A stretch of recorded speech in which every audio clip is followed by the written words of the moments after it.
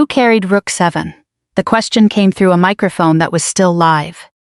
A minute earlier, more than 200 people had been talking over dessert, auction sheets, and the low brass music coming through the hangar speakers.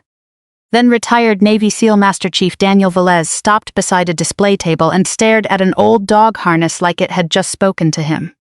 He had already passed it once. Then he came back. His face lost color so quickly that I thought for one strange second he might be sick. Daniel lifted his reading glasses, leaned closer to the faded olive tape stitched near the shoulder, and read it again. Rook 7. Mako was lying beside my chair with his gray muzzle resting on his paws. I put one hand on the back of his neck. Daniel looked from the harness to the dog, then to me. Who carried Rook 7? He asked again. My father gave a small, confused laugh from 3 tables away. I did not, Mako and I did. Daniel went completely still. Then Mako heard his name and raised his head. That was when Daniel whispered something I could not hear. 90 minutes earlier, my biggest concern had been getting Mako across a polished concrete floor without making his hips hurt. The gala was being held inside a restored aircraft maintenance hangar outside Fayetteville, North Carolina. The place had been dressed for donors, but underneath the coffee and catered barbecue there was still a faint smell of hydraulic fluid. A white compass rose the size of a living room had been painted into the old floor. Round tables surrounded it beneath strings of warm lights. At the far end, a stage stood in front of a wall of flags and sponsor logos. Mako stopped at the entrance. He was 12 now, old for a Belgian Malinois. His hearing was still sharp and his mind was sharper, but slick floors had become his enemy. I know, I told him. I unfolded the gray runner I kept behind the passenger seat and laid it over the first stretch of polished concrete. He stepped onto it carefully. That was our speed these days. Not fast, not impressive, just together. I had spent most of my adult life around working dogs and people who assumed the dog was the simple part. It was never the simple part. My father appeared before I had made it 10 yards inside. Rachel, no hello. His eyes went straight to the canvas bag over my shoulder. You brought it, right? I knew what he meant. The harness is in the bag. His shoulders dropped with relief. Good. Elena has a military service display by the stage. Uniform pieces, old photos, challenge coins. I told her Mako's gear would be perfect. You told me it was for display. It is. He was already scanning the room while he spoke. My father, Thomas Morgan, had spent most of his life running things. He built a regional heating and air conditioning company from 1 truck and 2 employees into something large enough that people put his name on charity tournaments. He was good at being useful. That night, the Carolina Veterans Transition Fund was trying to unlock a matching grant worth $300,000. They had raised most of their side already. They were still $38,000 short. Dad had promised the board that if they missed the target by midnight, he would personally cover whatever remained. He had repeated that promise often enough that half the county seemed to know it. Elena Brooks, the event director, hurried toward us carrying a clipboard and a roll of orange stickers. Rachel, thank you for bringing Mako. She lowered herself just enough to greet him without touching him. I liked her immediately. Display items are on the blue cloth, she said. Auction items have orange lot stickers, different paperwork for each. His harness is display only. Got it. She wrote something on her sheet. Dad waved one hand. Of course, just tonight I took the harness from the canvas bag. The leather and webbing were clean, but no amount of brushing could make them new. One buckle had been replaced years earlier. A section near the left shoulder ring had been repaired with darker thread. Along the side was the faded strip of tape I had never removed. Rook 7. Dad glanced at it, still has all that old writing on it. It isn't writing. He smiled like the detail did not matter. You know what I mean. I checked both metal buckles before setting the harness on the blue cloth. It was habit. Some habits leave when the job ends. Others simply stop wearing a uniform. Dad was already gone. For the next 20 minutes, I watched him become the man everyone else knew. He found a chair for an elderly donor before she asked. He remembered the first name of a volunteer's husband. When a server dropped a tray near the stage, Dad was among the first people helping pick up glasses. None of that was an act. That was what made him difficult to explain. My father could spend an entire evening making strangers feel noticed, then spend years deciding what his own daughter meant before she finished a sentence. A man in a navy blazer stopped beside Mako, beautiful dog. Thank you. Police, Army, his eyebrows rose. Before I could say anything else, Dad reappeared with 2 donors beside him. Rachel was always good with dogs, he said. Army figured that out too. The man smiled. So you trained them? I worked with military working dogs. I had left the Army as a staff sergeant, a military working dog handler trained in explosive detection. Dad knew the words, he just preferred the shorter version. Most days I let him have it. My right shoulder still tightened when the weather turned cold, but that was another detail I had stopped explaining. Dad rested a hand on the back of my chair. She trains dogs now too. At least she found a way to turn the Army thing into a normal career. There were a few polite smiles. Mako's shoulder pressed lightly against my leg. What kind of work did the dogs do? The man asked. I opened my mouth. Dad answered again, finding things, following commands.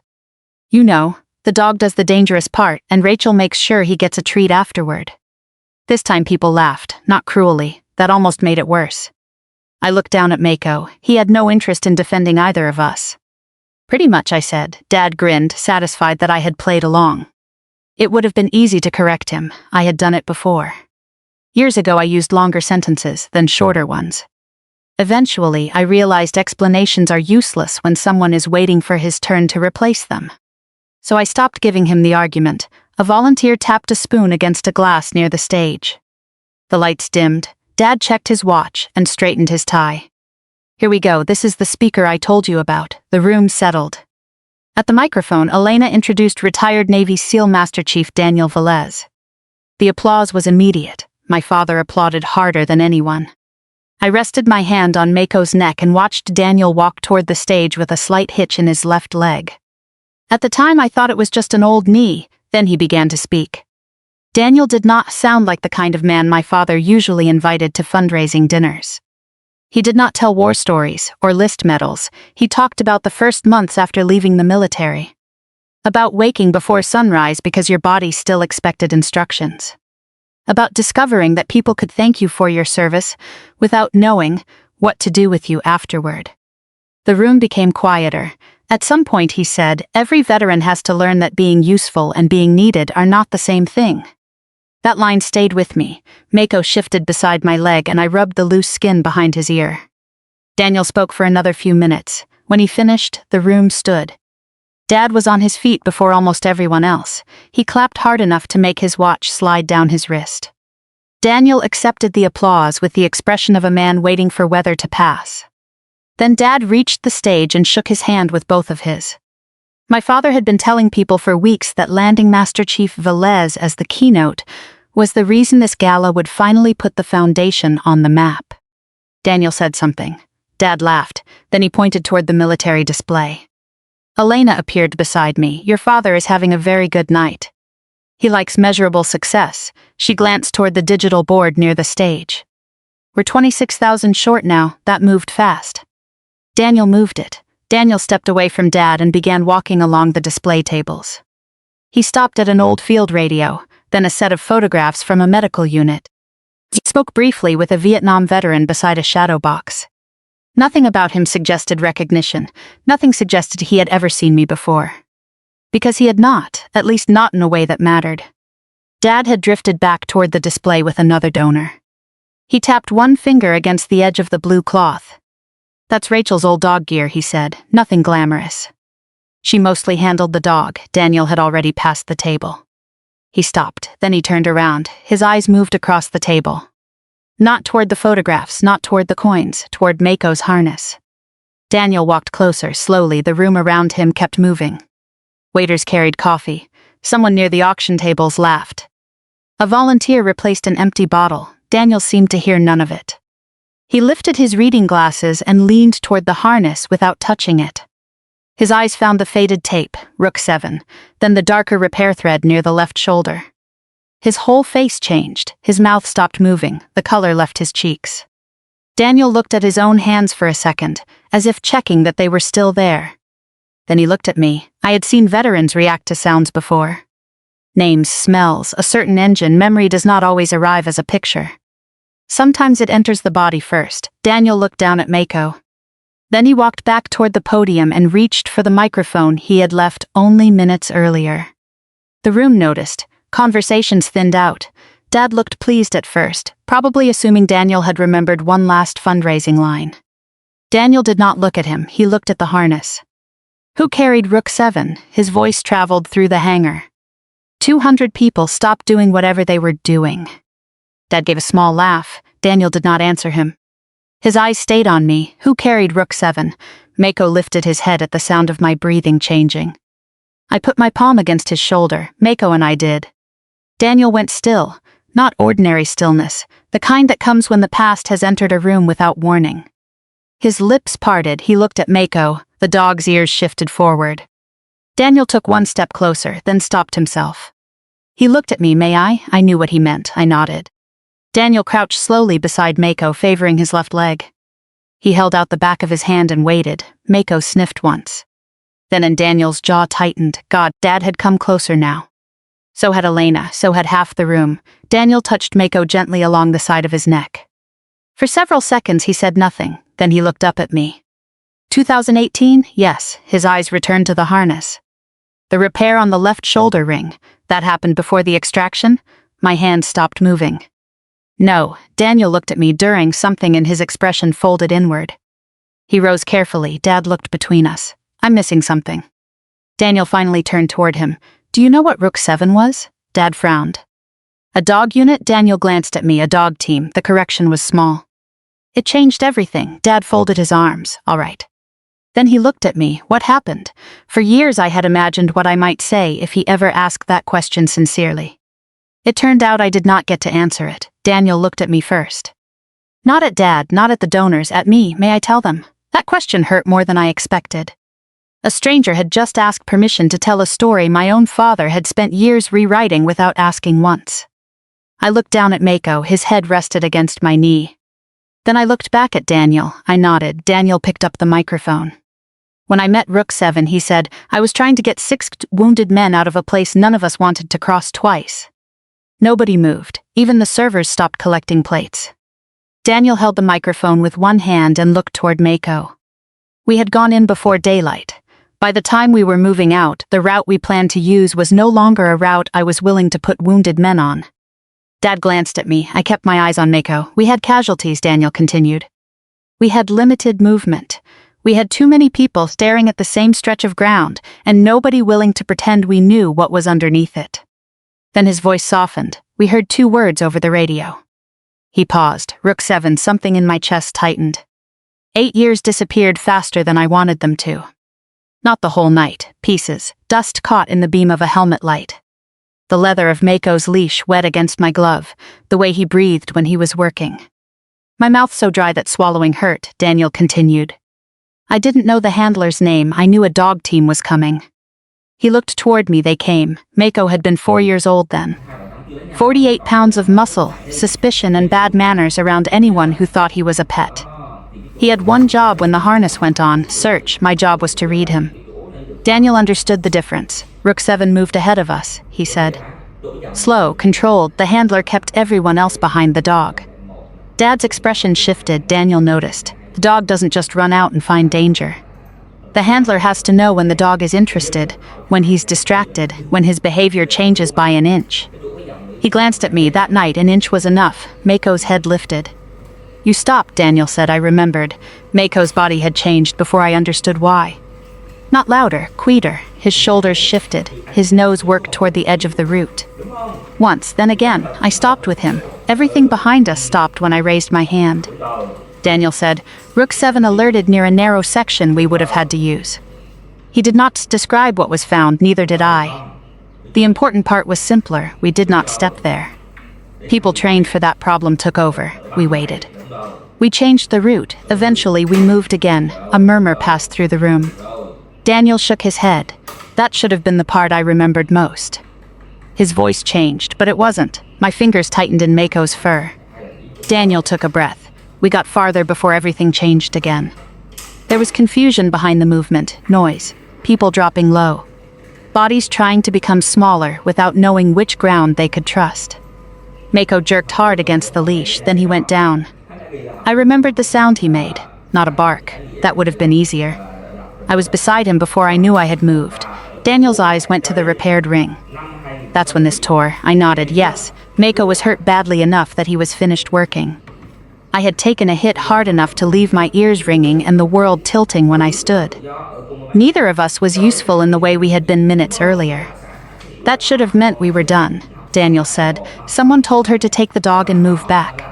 I looked at him. I remember you argued. No, the room gave a small laugh. Daniel almost smiled. No, you didn't. I had looked behind me. 6 wounded men, too few people available to move them, and a stretch of ground we had already crossed behind Mako. That was all. Daniel turned toward the room. Once the dog was injured, she couldn't search new ground. He gestured lightly toward the harness. That matters. I appreciated him saying it. Stories turn into lies quickly when people want them to sound heroic. Mako and I had not magically made the entire area safe. We knew one thing. We knew where we had already been. She knew exactly what section her dog had worked, Daniel said. Where the team stopped, what ground had been checked and what ground had not.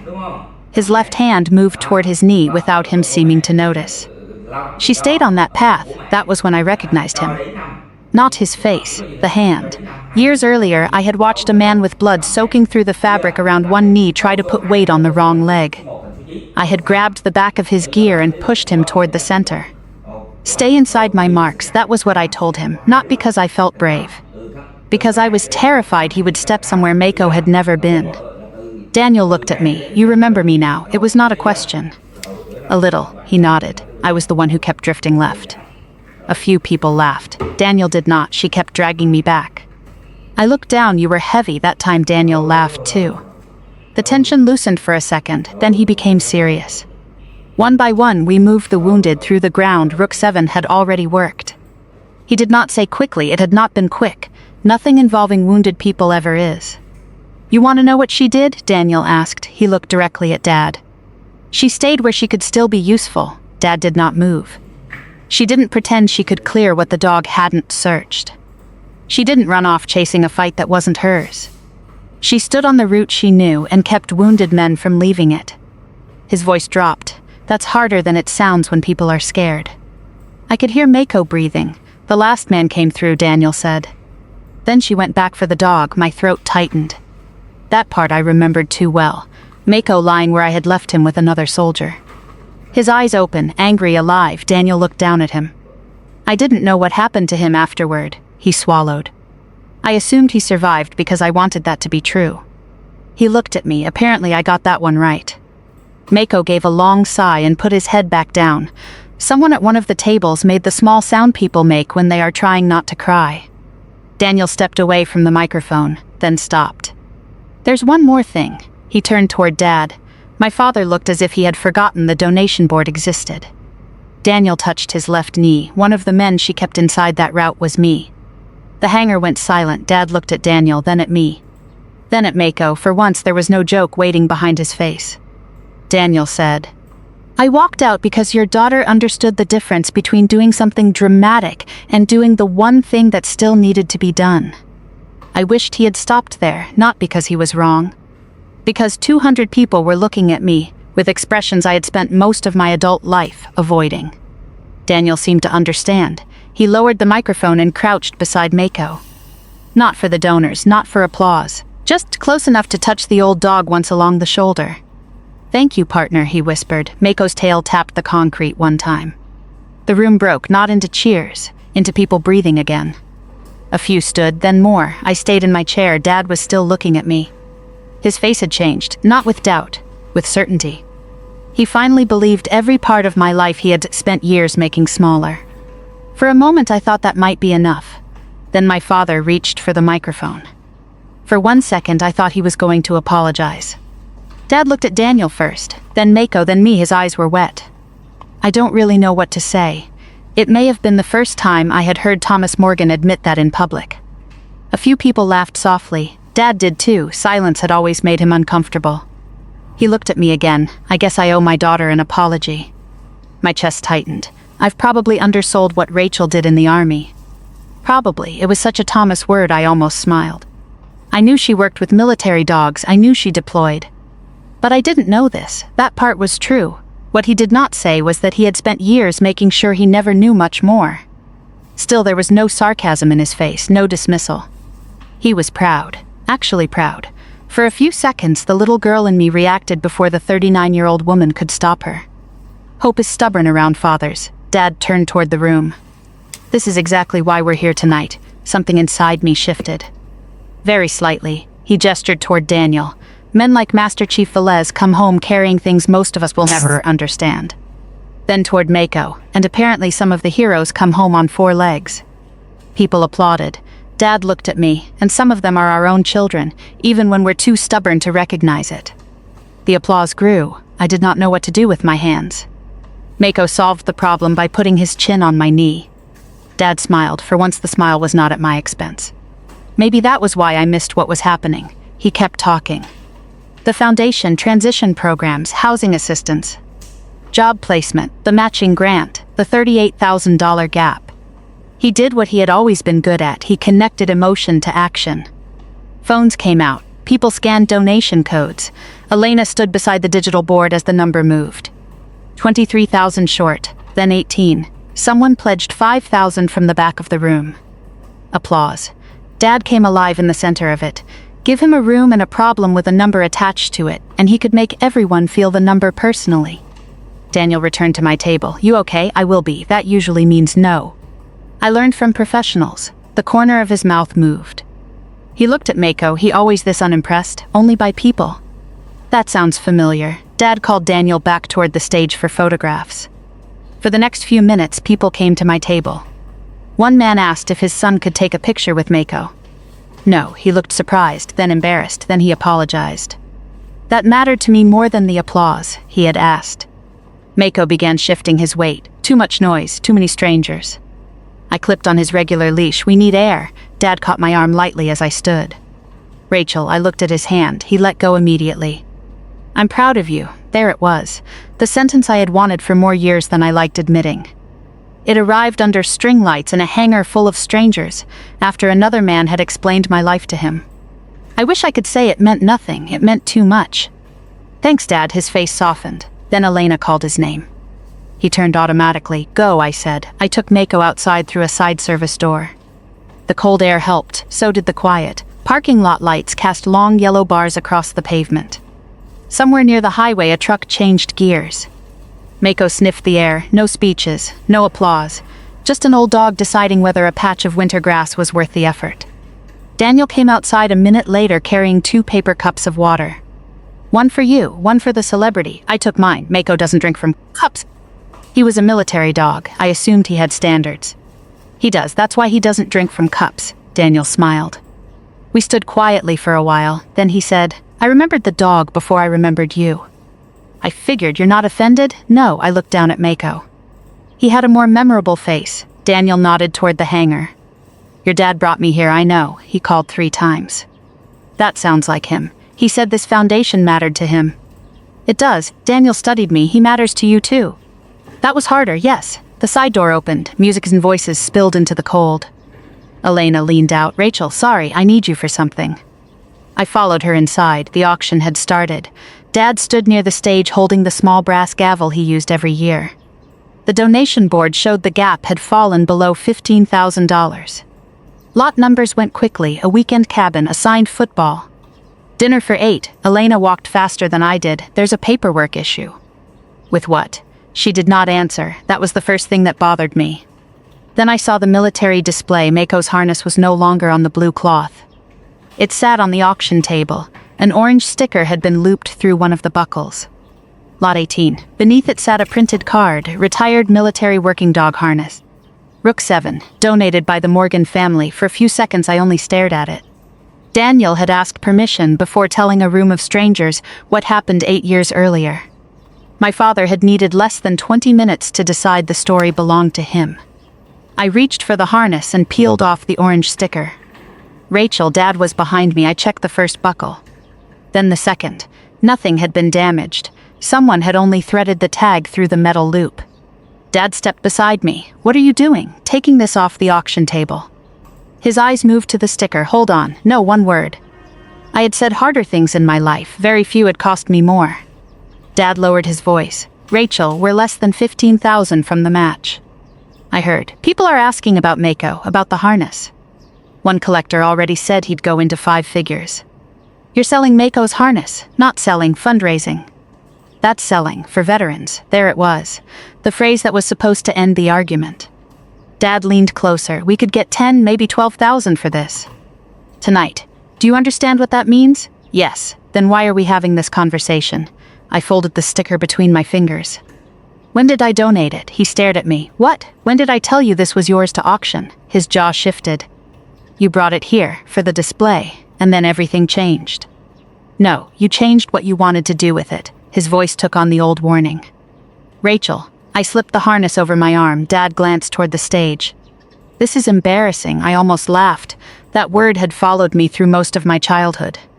Embarrassing. Too quiet, too stubborn, too willing to choose a life he could not explain to his friends. You just told 200 people you were proud of me. I am, then act like I'm old enough to say no. His face flushed. That's not fair. No, it's very specific. Dad looked at the harness. You're making this about control. I'm making it about ownership. It's a piece of old equipment that stopped me, not because it was cruel. Because I knew the shape of the sentence. Just dogs. Just training. Just old gear. My life became easier for my father whenever he could put the word just in front of it. He saw my expression and tried to correct himself. That isn't what I meant, I know. Then don't twist it. I'm not. Applause rose from the stage. Another item had sold. Dad checked the donation board, $11,800 short. His eyes went back to the harness. I understood then that he was not only thinking about pride. He was doing math. Dad had spent his life solving fear with numbers. Payroll, mortgage payments, college savings, hospital bills. Fundraising targets. If a problem had a number attached to it, he knew where to put his hands. This one did. $12,000. Close enough to make the red number disappear. You promised the board you'd cover the shortfall, I said. That isn't the point, it's part of it. His expression hardened. You think I care about the money? I think you care about fixing things. Someone has to, and sometimes you decide what fixing them looks like before anyone else gets a vote. For a moment neither of us spoke. Music played near the stage. Behind Dad, people laughed. A normal fundraiser continued 10 feet away while something much older sat between us. Dad rubbed one hand across his mouth. You know why this foundation matters to me. I knew where he was going before he said the name. Caleb, my uncle, had been 26 when he died in Iraq. I was 19. Dad had been the one who answered the phone. For years afterward, he kept Caleb's final voicemail on an old answering machine, even after the machine barely worked. Your uncle never got to come home and figure out what came next, Dad said. This foundation helps people who do. I know. I built this because of him. I know.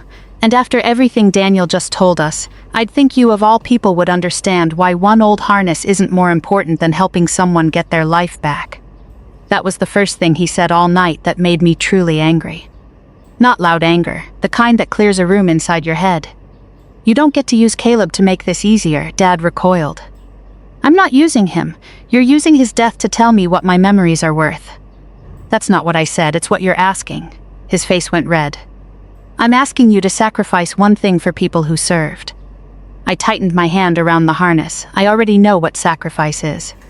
The sentence came out before I could stop it. I hated how much it sounded like defending myself.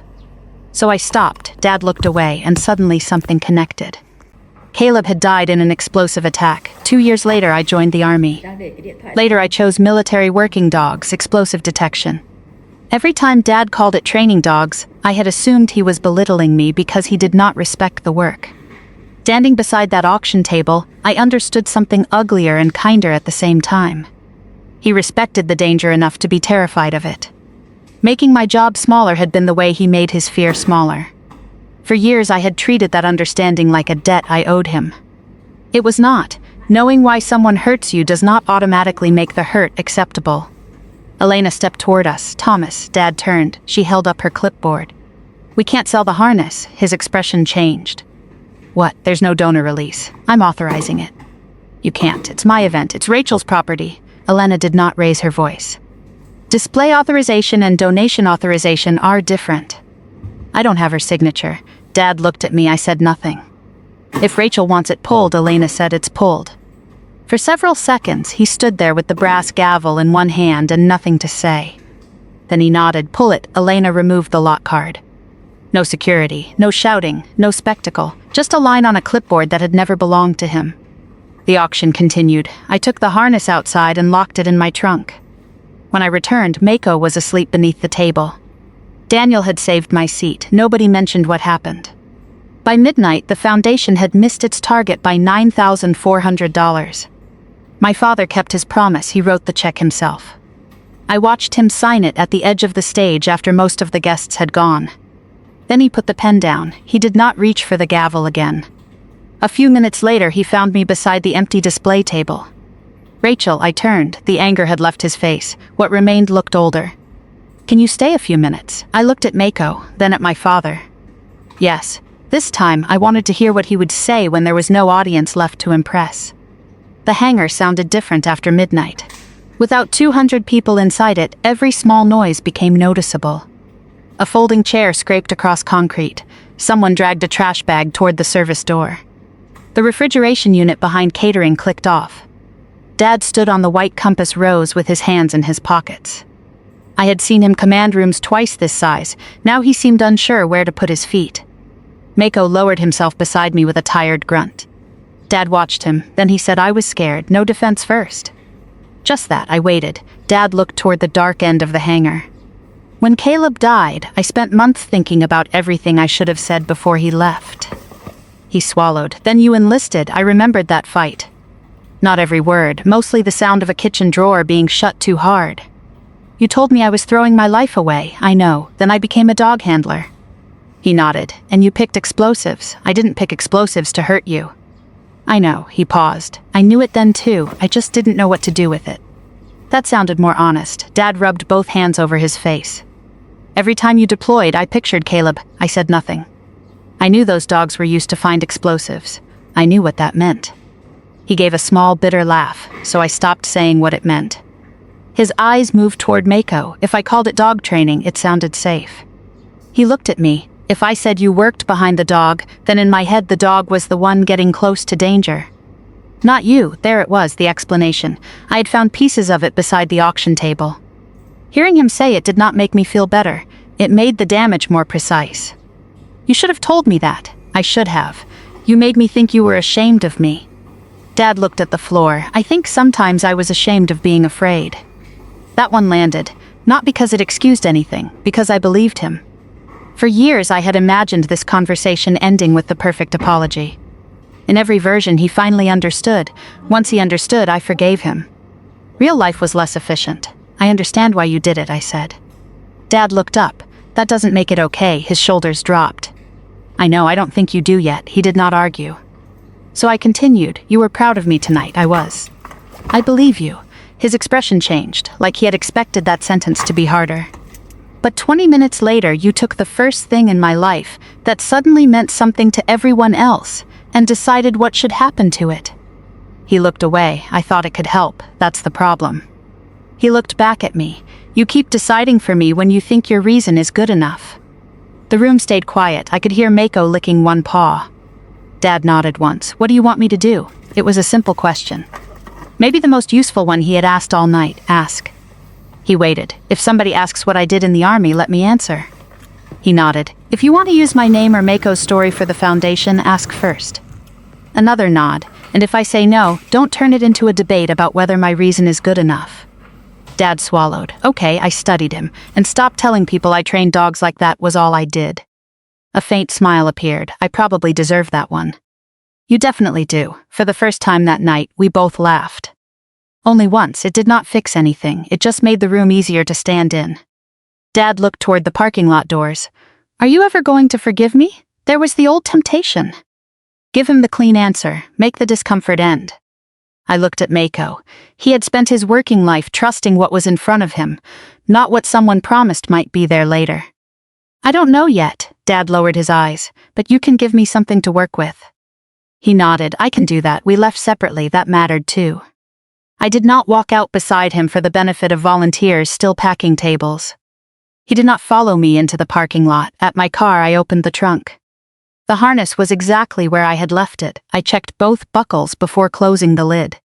3 weeks passed before Dad asked to see me again. Not summoned, asked. He sent a text on a Tuesday morning. There's a working dog memorial at the Veterans Park Saturday. Would you mind if I came with you? I stared at the message longer than necessary. Then I typed back, 10 o'clock. He arrived at 9:55 carrying 2 coffees. No foundation shirt, no photographer, no board members. Just Dad. Mako moved slowly that morning. The memorial was small. A bronze dog, a stone base, names of handlers and military working dogs engraved into panels around it. Dad did not read them out loud. He did not tell me what Caleb would have thought. He did not turn the moment into a lesson. We stood there until Mako became tired and sat on Dad's shoe. Dad looked down. Does he do that when he likes somebody? No. Dad frowned. He does it when his hips hurt. Dad laughed. Then he stayed exactly where he was so Mako would not have to move. A few minutes later, he asked me what the hardest part of working with a dog overseas had been. I answered. He listened all the way to the end. That was new. I did not forgive him completely that morning. Forgiveness is a strange word when people use it like a finish line. Some things do not need a finish line. They need better behavior repeated long enough that your body stops preparing for the old version of someone. Months later, Mako's harness still hangs from a wooden peg near my back door. The repaired shoulder ring is there. The faded tape is there. Rook 7, I never put it behind glass. I never donated it. I never replaced the old tape. Sometimes Dad comes over and looks at it. He has never touched it without asking. That matters more to me than the apology I used to imagine. For years, I thought revenge would mean the day my father finally learned how wrong he had been about me.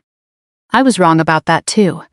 The best thing that happened that night was not that a Navy SEAL told a room full of people what Mako and I had done. It was that I finally stopped making myself smaller so my father's fear would have somewhere comfortable to live. These days, when someone asks what I did in the army, Dad does something he never used to do. He looks at me and waits. Rook 7 once marked the ground I knew other people could safely cross. Maybe that is why the name means something different to me now. It reminds me that some lines are worth protecting even after the war is over. If this story stayed with you, share it with someone who learned too late that understanding why a person hurt you is not the same as seeing them change. And subscribe for more stories about dignity, service, and the quiet moments when people finally take their lives back.